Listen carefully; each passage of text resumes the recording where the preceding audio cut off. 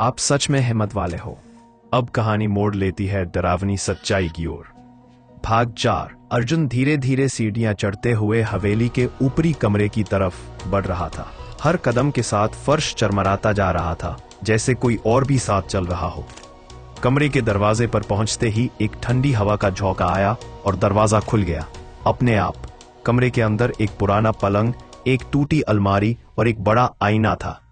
अर्जुन ने जैसे ही आईने में देखा, उसकी रूह कांप गई। आईने में उसके पीछे एक लड़की खड़ी थी, सफेद साड़ी में, बिखरे हुए बाल और उसकी आंखें बिल्कुल काली गहराई जैसी, बिना पुतलियों की।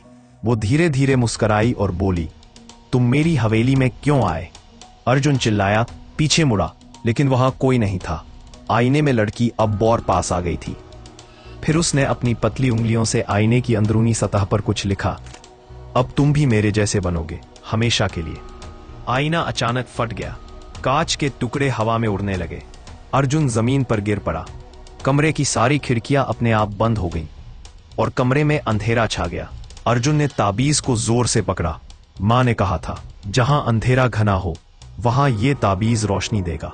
अर्जुन ने जैसे ही ताबीज उठाया, एक हल्की सी नीली रोशनी कमरे में फैल गई। काली की परछाई उस रोशनी से दूर भागने लगी, लेकिन जाते जाते वो चीखी, मैं वापस आऊंगी। अगली पूर्णिमा को। भाग 5। अंतिम भाग तैयार है। क्या आप जानना चाहेंगे कि अर्जुन बच पाया या नहीं?